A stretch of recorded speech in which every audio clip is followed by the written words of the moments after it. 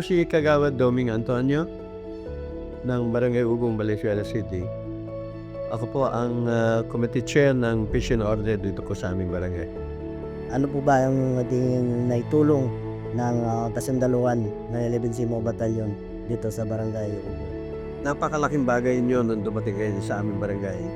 Nakita ko yung pagtulong niyo kasi ang totoo niyan na share, nung dumating kayo dito, pumutok yung isang grupong problema namin dito sa barangay. Ito yung tinatawag ng mga gang.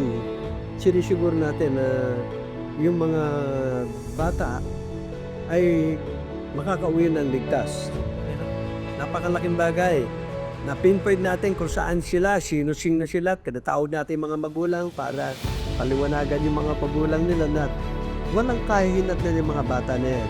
Nang dahil sa inyong tulong, tinatanong ko yun.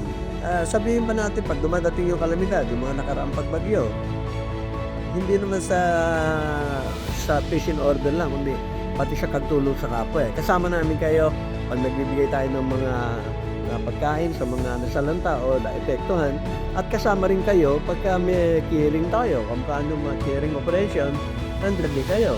Yung nag-clearing tayo sa kabilang kato rito, kasama namin kayo sa kasundaluhan dahil sana huwag na kayong balik sa lugar namin. Salamat. Maraming salamat po sa inyong bigay ng mensahe para sa amin. Salamat din po at sana yung mga sa susunod mapagtulong-tulungan pa natin kung ano man dumating na kaguluhan sa atin. Sana yung wala, pero kung sakali, maasa kami nga andyan kayo.